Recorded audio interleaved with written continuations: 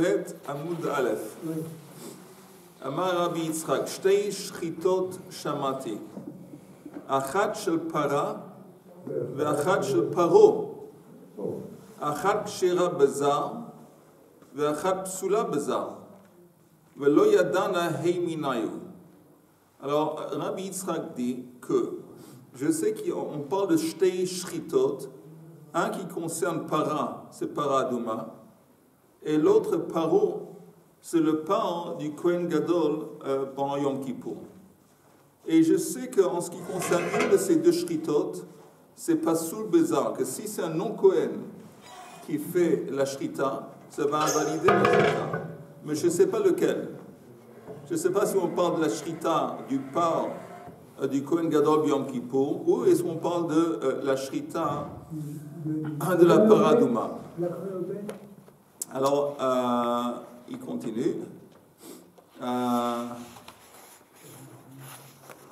Itmar, shritat para veparo. Rav et Shmuel. Donc, il y a deux sages qui s'adressent à ce sujet. Rav et Shmuel. On ne sait pas qui a dit quoi.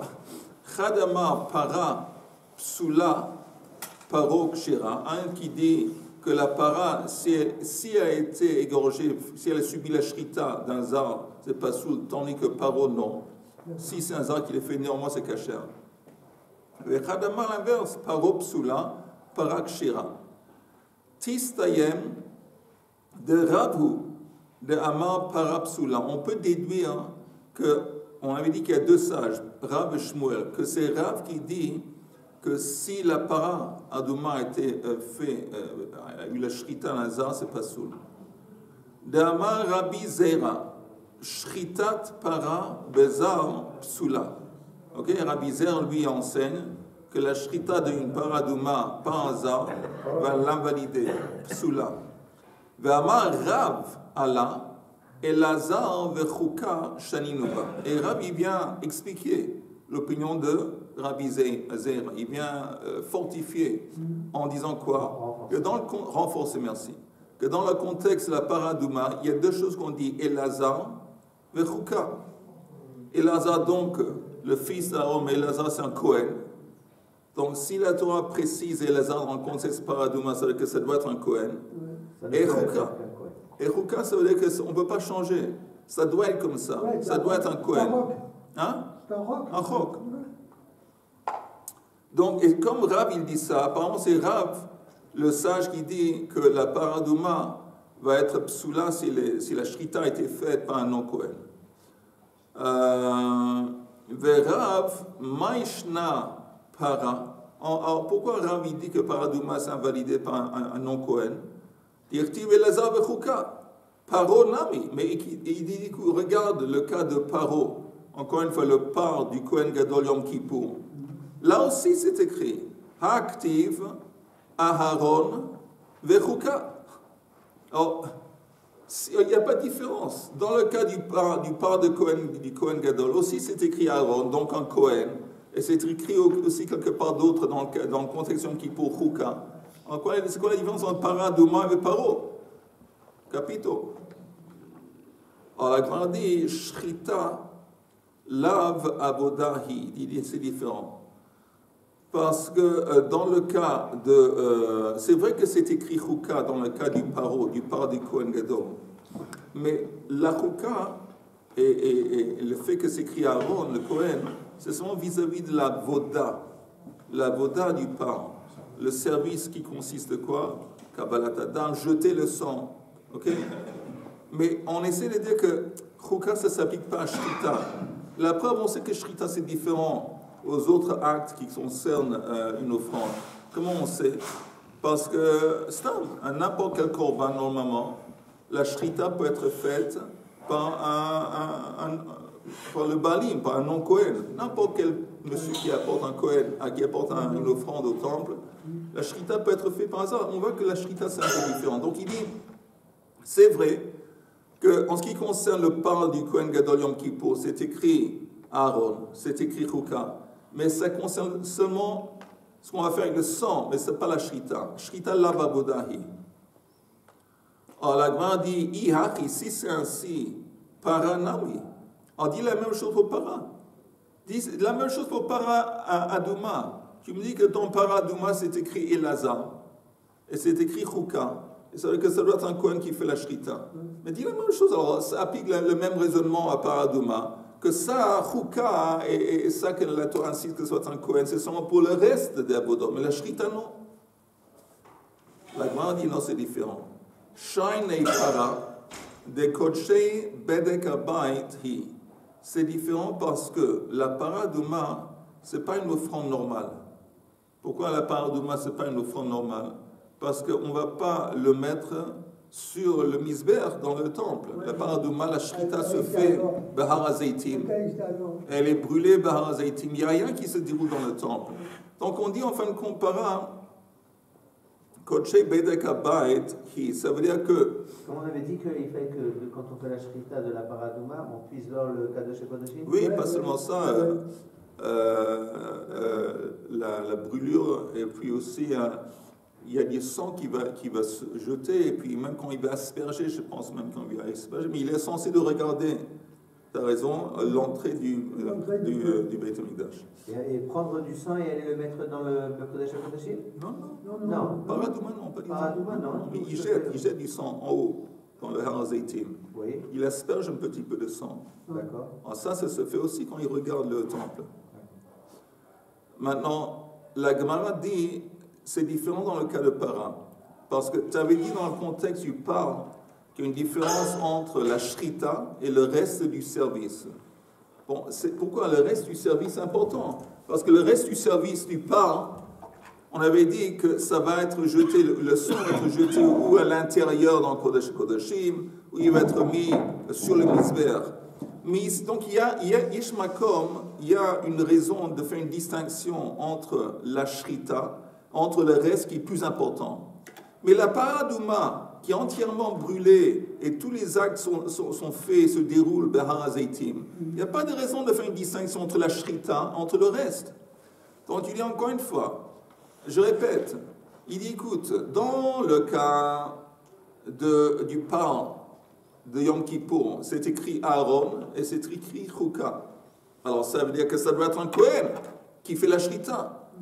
On te dit non, parce que tout ça, ça s'applique au reste, mais pas à la shrita. Le reste, les autres services qu'on va faire avec le par, ça oui, ça c'est Chouka, ça va être un Kohen. Mais shrita non. On dit applique ça aussi à la para Adouma. On dit para Adouma c'est différent. Parce que para Adouma, de toute façon, le reste du service, le sang et tout ça, il n'y a pas de misber. Il ne s'est pas introduit à l'intérieur du temple. Tout ça se déroule. Donc il n'y a pas de raison de faire une distinction entre la shrita et le reste.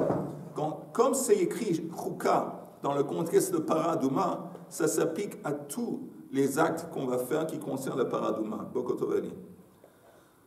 Alors la Gemara dit, mais attends, Velav kol dechen hu. Mais apparemment, on peut arriver à une conclusion inverse à travers un kol sheken. C'est quoi un kol sheken? Plus forte raison. Oui, c'est quoi la plus forte raison? Que si on voit qu'en dépit du fait que le par, qui est important parce que ça se déroule à l'intérieur du temple et c'est mis sur le misber, néanmoins la shrita peut être faite par un hasard, para Adouma qui est kodshei bedek habayit, qui n'est pas vraiment une offrande normale et qui se déroule en dehors du temple, à plus forte raison, c'est plus calme, à plus forte raison que la shrita devrait pouvoir être faite par un Kohen, un non-Kohen. Si une offrande qui est sévère, qui est donc le par du Kohen Yom Kippour, la shrita pourrait être faite par un hasard. La para Adouma, qui n'est pas vraiment un korban à part entière et qui se déroule en dehors du temple, à plus forte raison que la shrita devrait être faite par un non-Kohen. Pourquoi on cherche à trouver quelqu'un qui, des deux côtés, il faut que ce soit un Kohen? Pourquoi? Non, parce qu'on a commencé la Sugia ce matin à Chaim en disant qu'on a une okay. tradition qu'on sait qu'en ce qui concerne les deux shritot, un du para Adouma et l'autre du par du Kohen Gadol Yom Kippour, une de ces deux shritot, Bediavad j'imagine, mais ça peut être caché même si c'est un non-Kohen qui le fait. C'est une tradition qu'on a reçue, mais on ne sait pas ça s'applique à quoi exactement, ou à un ou à l'autre. Amar Rav Sheisha, Eli, on est à la page même bête. Amoud Aleph. De ligne après Shrita que je t'ai montré. Amoud Bet. Amoud Aleph, même Bet Amoud Aleph. Ah.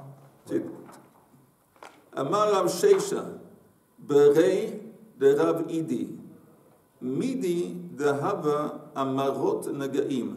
Tu sais, la paradouma, tu me dis que comme c'est pas important parce que c'est pas une offrande et c'est pas offert sur le misbeh, l'important à l'intérieur, donc ça ne devrait pas nécessiter un Kohen. Alors je dis non. Même si c'est paradouma qui se déroule en dehors du temple, comme c'est écrit Elazar et comme c'est écrit Chouka, ça laisse entendre que de la même façon qu'Elazar était un Kohen, la shrita doit être faite par un Kohen, même en dehors. Et tu me dis que si on fait en dehors, c'est un niveau inférieur. Je t'apporte le cas des Negaim, des Lav Avodahi. Negaim, les plaies, les taches de plaies, que peut-être quelqu'un va être atteint par le Negaim. L'inspection des taches de plaies doit être faite par un Kohen. En dépit du fait que Negaim, ce n'est pas une avoda, ce n'est pas quelque chose qui se déroule dans le temple. Alors tu vois bien que le fait que ça se déroule en dehors du temple, ce n'est pas nécessairement une raison que ça doit être fait par un Kohen. Midi de Hava Marot Negaim de Lav Avodahi Vebaya Kehuna. Ok? Donc jusqu'ici, j'espère que c'est clair. Il y a des questions? Ok. Vele Shmuel de Amar Paro Psula. Shmuel, il dit le contraire. Il dit que le part du Kohen Gadol, Yom Kippour, la shrita doit être faite par un Kohen. Si ce n'est pas fait par un Kohen, c'est pas soul. Tandis que Paradouma, ça peut être fait par un non-Kohen. Ça, c'est Shmuel. Aval Shmuel d'Amar Paro Psula, Maïshna Paro, quelle est la raison parce qu'il insiste comme ça que ce soit un Kohen qui fait la shrita du part du Kohen Gadol, d'Echtiv Aharon Vechuka. Apparemment parce qu'il se base sur le fait que c'est écrit dans le contexte de ce Korban, Aaron, donc Kohen, et Chuka, on ne peut pas changer. Paranami, Haktiv, Elazar, Vechuka, mais en ce qui concerne la Paradouma, c'est aussi écrit Elazar, Vechuka. Shainei Hatem, c'est différent là-bas, dans le cas de la Paradouma. Dertiv, Veshachat Ota, le Fanav. Ça veut dire quoi, Shachat Ota, le Fanav? Que quelqu'un va égorger la Paradouma devant lui. Shiyezar Shochet ve'elazar ro'eh. Ça laisse entendre, de là, Shmuel dit que c'est pas écrit un Kohen, c'est quelqu'un qui égorge devant lui. C'est important que lui, il regarde. C'est qui lui, il regarde? Elazar, le Kohen. Mais ça ne veut pas dire que le Kohen, il doit aussi faire la shrita. Alors, qu'est-ce que Rav va faire avec ce verset? Parce que Rav, lui, dit que la shrita de la Paradouma doit être faite par un Kohen. Qu'est-ce qu'il fait, lui, de ce verset?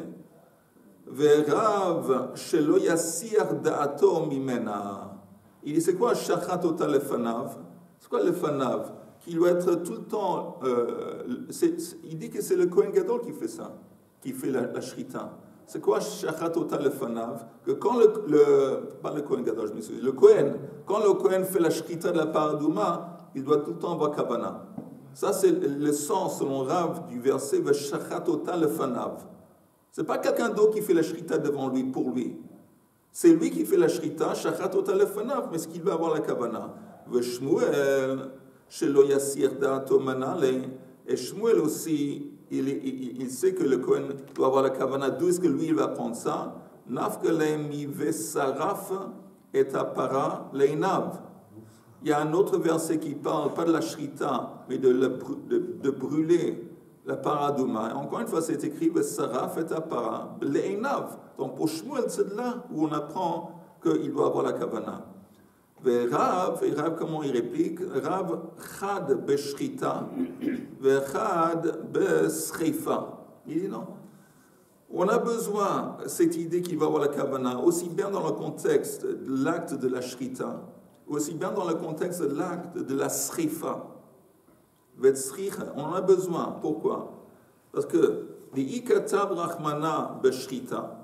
si cette idée d'avoir la kavana apparaissait seulement dans le contexte de la shrita, Meshum de trilat avoda hi.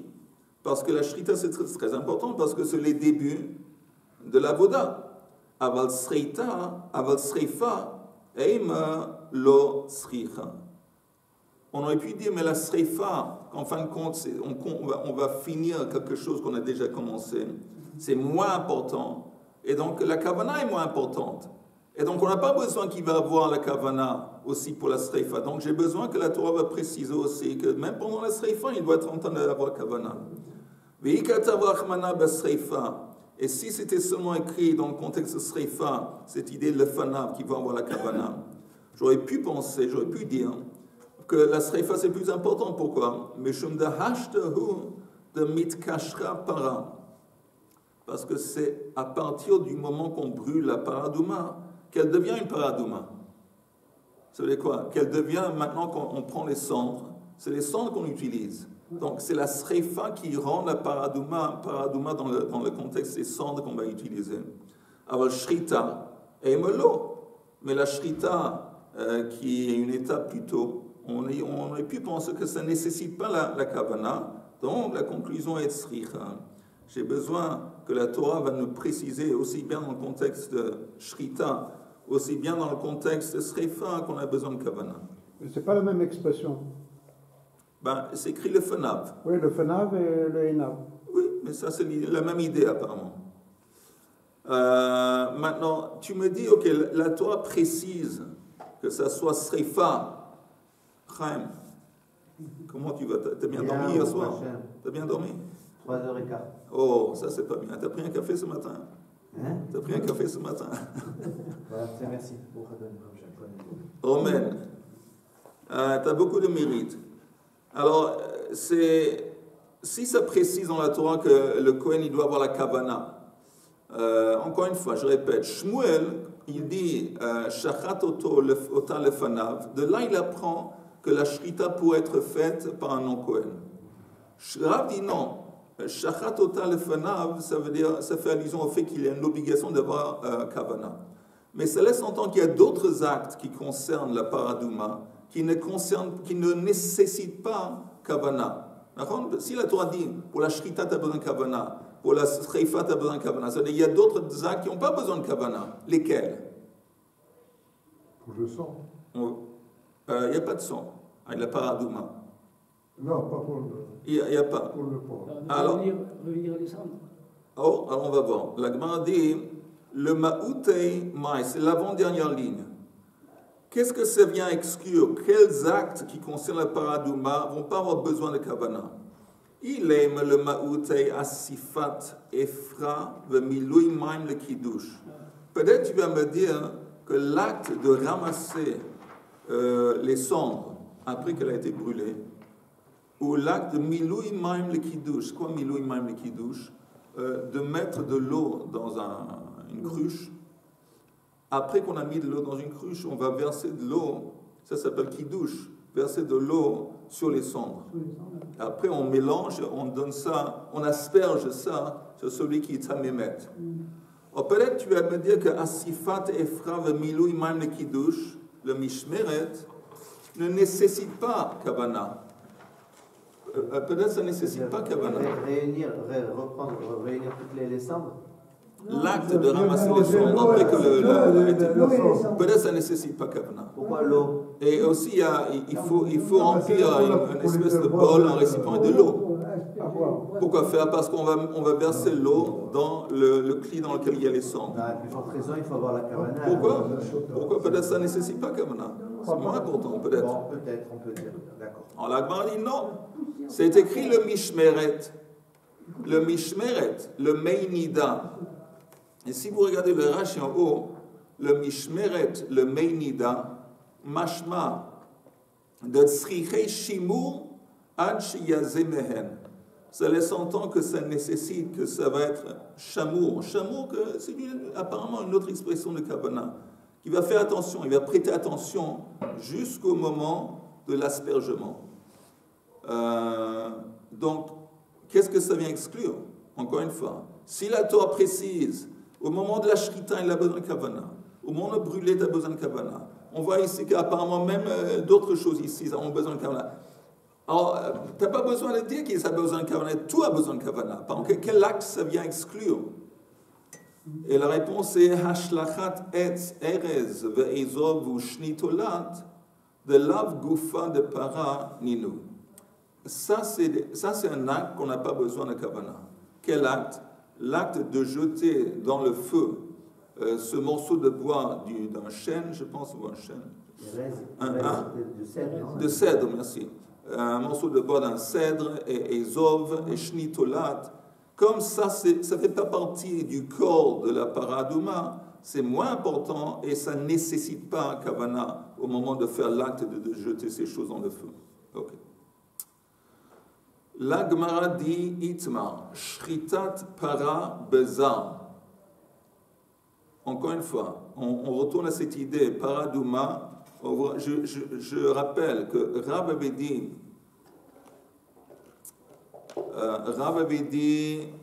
qu'on a besoin que le par du Kohen Gadol va avoir la kavana et le paradouma non. Et Shmuel, il a vu l'inverse, oui. Je répète juste pour être sûr que je ne me trompe pas.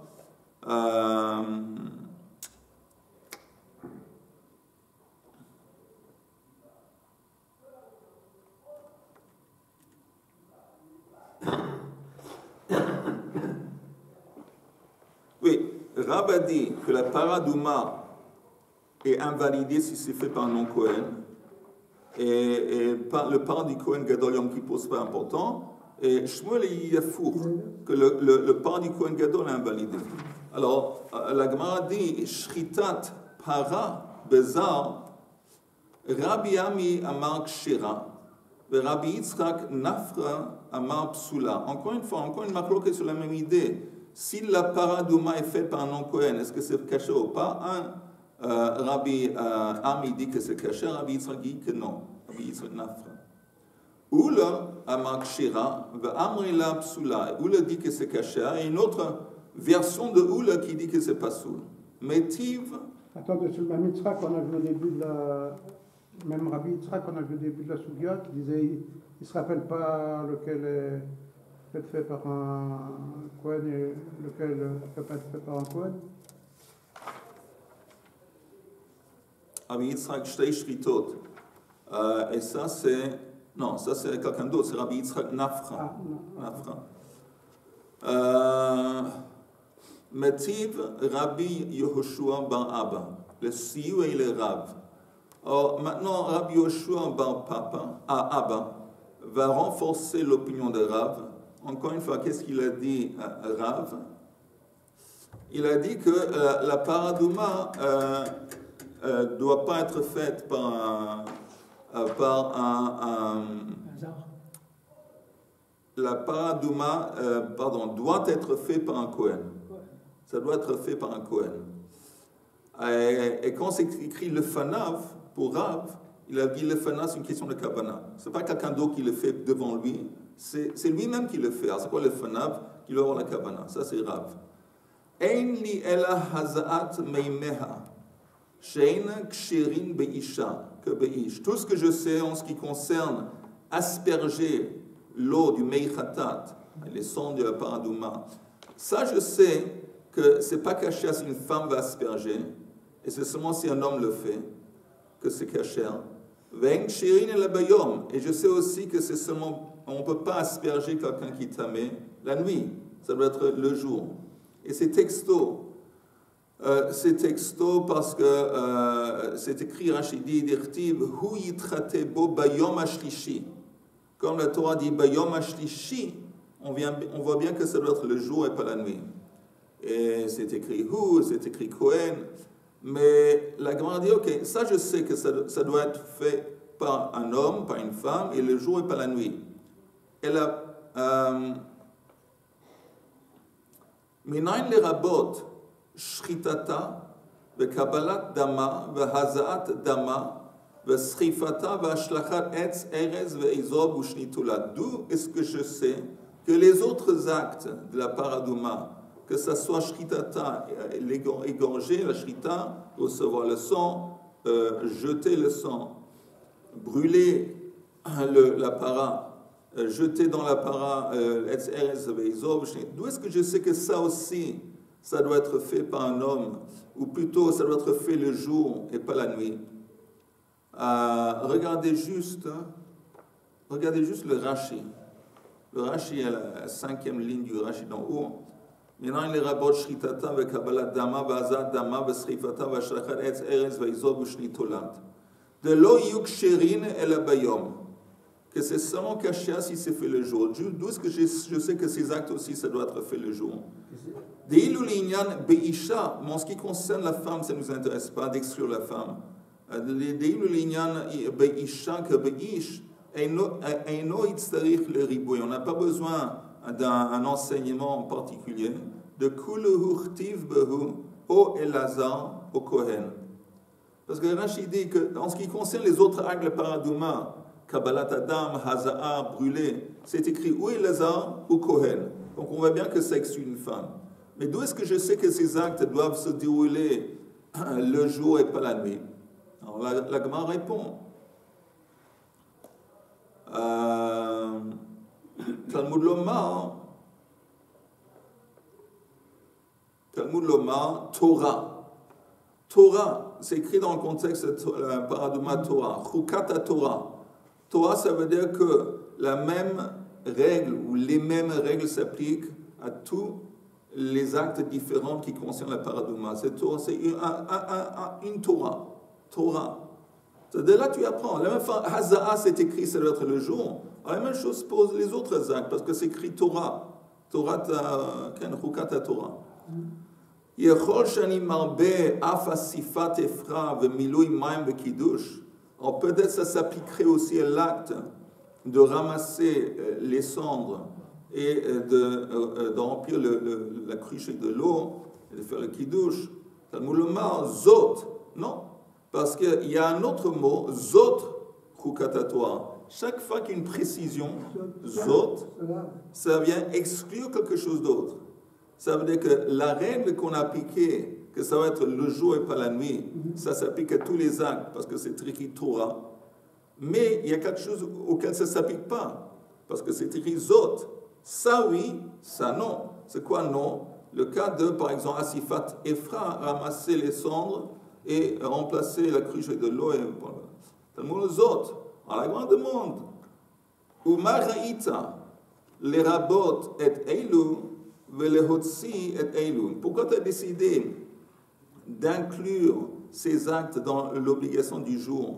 Et pas, pourquoi tu n'as pas fait l'inverse? Pourquoi tu n'as pas dit par exemple que le mot Torah s'applique à F1, Milui F1, Asifat F1, Milui Maim?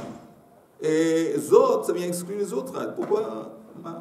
Alors la Gemara explique. Achar sheriba hakatuv v'mi'et. Comme on a dans le contexte paradouma un mot qui vient inclure.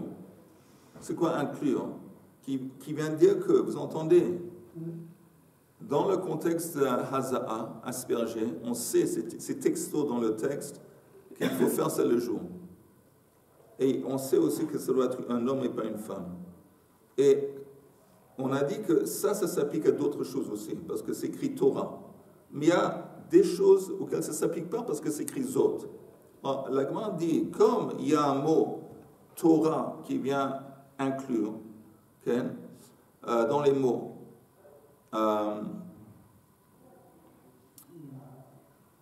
Achar sheriba hakatuv v'mi'et. Comme on a un mot qui vient inclure, un mot qui vient exclure, on va utiliser un raisonnement pour déterminer qu'est-ce que ça vient inclure et qu'est-ce que ça vient exclure.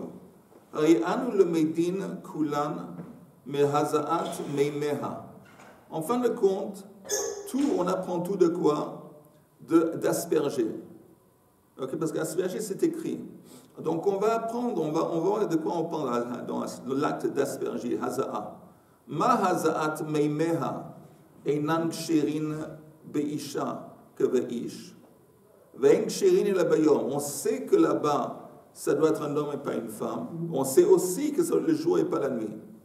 Afani avi shritata ve kabbalat dama והזעת דמה, ושריפתה, והשלכת עץ ארז ואזוב, ושני תולעת, הואיל ואין כשרים באישה כבאיש. Parce qu'on sait aussi que ces actes ne peuvent pas être faits par une femme. Parce qu'on sait aussi que dans ces actes, c'est écrit au Kohen ou Elazar. Donc on sait là-bas que ça doit être fait par un homme et pas une femme. Donc je veux dire aussi, la deuxième chose de s'appliquer aussi. C'est quoi la deuxième chose? Que ça doit être le jour et pas la nuit. אז אין כשרין אלא ביום, אז לכן אין כשרין אלא ביום. Ok, comme ces actes partagent un élément avec l'acte d'asperger, c'est quoi la chose qui partage? L'interdiction que ça doit être fait par une femme. Donc je vais dire aussi, la deuxième chose va être aussi partagée. Od davar meshutaf, c'est quoi la deuxième chose? Que ça doit être fait le jour et pas la nuit. Et je vais exclure Motziani asifat efra vemilui maim, ramasser les cendres, remplir l'eau et le kiddush, ça je vais exclure. Je vais dire que ça pourrait se faire la nuit. Pourquoi? Oui, il veut ksherin beisha keveish. Az ksherin nami beyom ou belayla. Comme je sais que ces actes pourraient se faire par une femme, alors je dis, ok, de la même façon que ça peut être fait par un chef, c'est comme si on regarde ça en ensemble. Alors, ça peut être fait aussi la nuit et pas seulement le jour. Alors la Gemara dit, Vahai, mai tufta. Et en fin de compte, tu me dis que tu apportes une tufta. On avait dit au début, à qui? À Shmuel. On avait dit au début en haut que Rabbi. C'est une question, c'est quoi? Tufta, c'est une kushia kasha, qui le met KO. Qu'est-ce qu'on avait dit? On avait dit, Metiv Rabbi Yosho ba'arba l'asiyu il est Rav. Il a apporté un renforcement à Rav contre Shmuel. Parce que Shmuel, lui, il dit qu'un zar pourrait faire la paradouma, la shrita. Où est-ce qu'on voit ici une kushia? Mai tufta. Il aime, si tu dis, mais de psoulin beisha, psoulin nami bezar. Si tu dis que c'est équivalent, la même façon que égorger la paradouma, c'est interdit à une femme, alors ça veut dire que c'est interdit aussi à un non-Kohen. Alors ça ne marche pas, parce que hazaat meimeha tochiach. Je t'apporte le cas, l'acte d'asperger, le meichatat. Là-bas, chez psoulin beisha, avec sherin bezar, tu vois qu'il n'y a pas de correspondance. Là-bas, si une femme ne peut pas asperger, mais néanmoins l'acte d'asperger pourrait être fait par un hasard, pour être fait par un Kohen. Oui, bitiabad. Donc tu vois bien que c'est pas nécessairement, c'est pas la femme, l'autorisation de la femme, ça ne veut pas dire l'autorisation d'un hasard, c'est pas un miskat rabila. Marabaya, aïnu tufta, je t'apporte la kushia. La kushia c'est la suivante. Isha, maïta ama. Quelle est la raison pour laquelle la femme exclut de shrita pour une paradouma? Parce qu'on avait dit Elazar, velo isha. Parce que c'est écrit Elazar dans le contexte de paradouma, dans la Torah. Pourquoi la Torah précise Elazar? Parce que ça veut dire qu'on a besoin que ça va être fait par un Kohen et par une femme. Zar nami Elazar velo zar. Donc la même idée. Tu prends le mot Elazar, et pas seulement tu exclus la femme, tu dis que Elazar c'est un homme, mais tu exclus aussi un zar. Donc c'est la même façon que tu as exclu le zar, tu exclus aussi, la même façon que tu exclus la femme à travers le mot Elazar, tu exclus aussi le zar.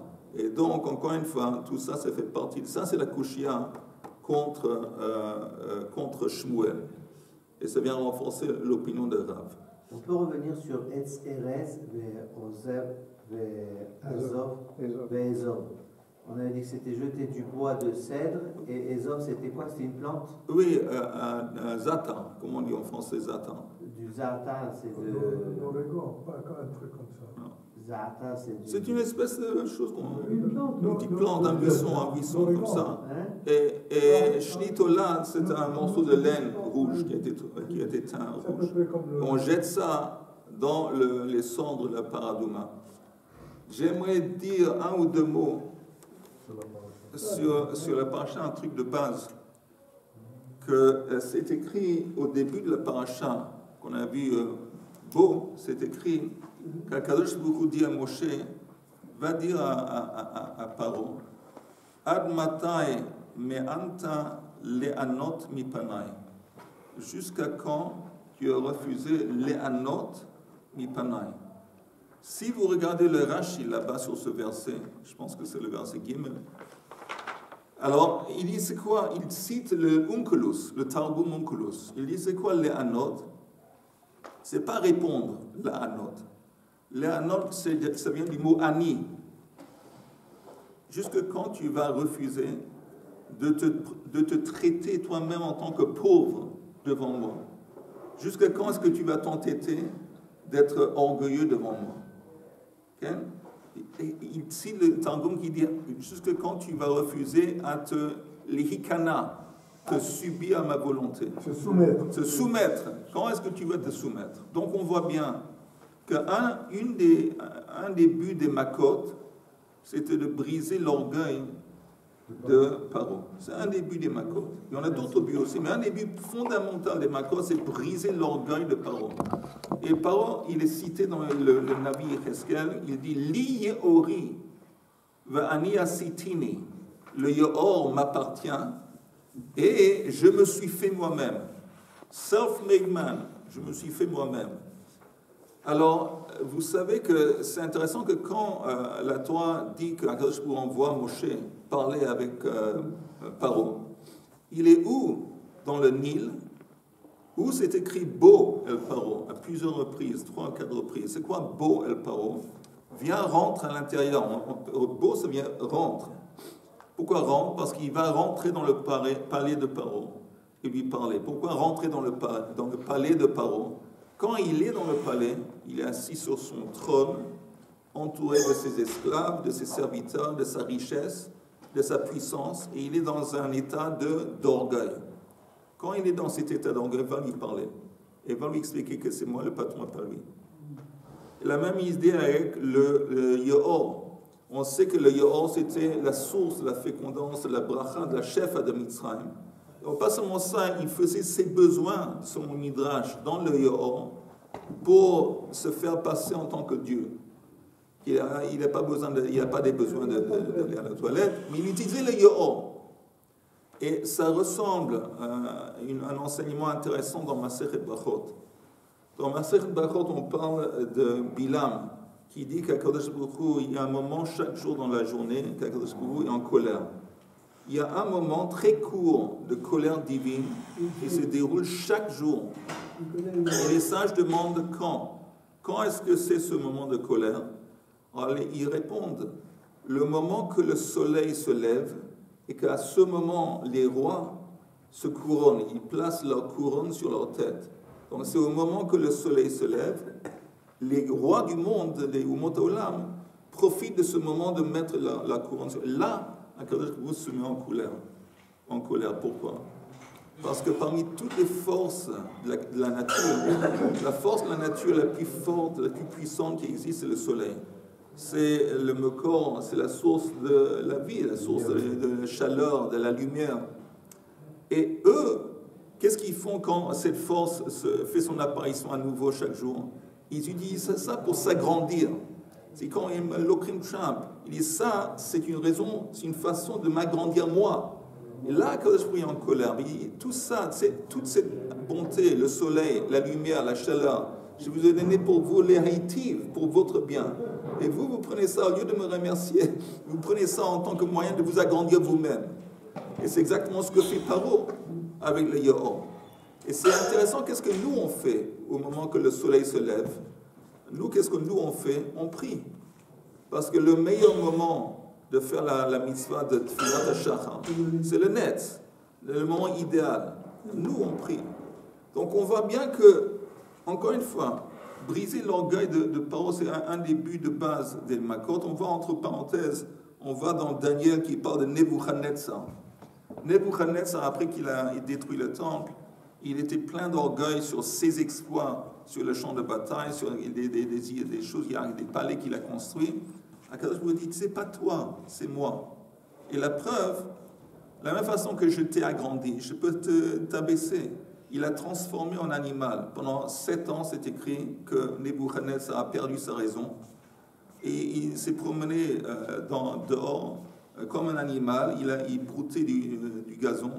Et c'était une leçon d'Akadosh Baruch Hu à Nebuchadnezzar. Vous devez comprendre que c'est rien à faire avec toi. Ne pense pas que c'est un korrivo, tu m'as dit. Et c'est important, pourquoi c'est important? Parce que l'idée de base de Pessah, ou peut-être l'interdit de base de Pessah, c'est l'interdiction de manger le chametz. Okay? Alors, le chametz, on sait que chametz, c'est un symbole, la soor shabisa, le soor, c'est ce qui gonfle. Ça, on ne peut pas avoir chez nous pendant Pessah. On va sortir de l'Égypte quand il y a ce symbole de Ga'ava. C'est évident que quand on parle de la délivrance, la Ga'ava, l'orgueil, il doit être éliminé à fond. Même le moindre grain de chametz, il ne peut pas être à la maison. Donc, j'ai dit, dans nos vies à nous, quelquefois, nous, on pense que nous, on est en train de gérer notre vie. Il y a des fois que nous, on pense que quand il y a un succès, c'est nous le responsable de nos succès. C'est grâce à moi que j'ai fait ça. Chapeau à moi que j'ai fait cet accomplissement. Et c'est dangereux. Quelquefois, quand je nous envoie des makot, lo aleinu, pour nous rappeler qui vraiment gère ta vie, qui est vraiment le responsable. C'est pas toi. Et quand quelqu'un à l'hôpital, même si je ne sais pas, il est puissant, il est célèbre, il a du succès, il est millionnaire, mais quand il est allongé au lit, il ne peut pas bouger, on voit bien qu'il est dans un état de, comment on dit, choséonim. Il a un état où il ne peut plus rien faire. Il ne peut plus rien faire. Alors dans cet état, il comprend qui est le patron dans sa vie. Ce n'est pas lui. Et ça, c'est l'idée des makot de base. Et si nous, on arrive à éliminer l'orgueil dans notre esprit, dans notre vie, on va plus facilement pouvoir accéder à la Géoula Amitit. Amen.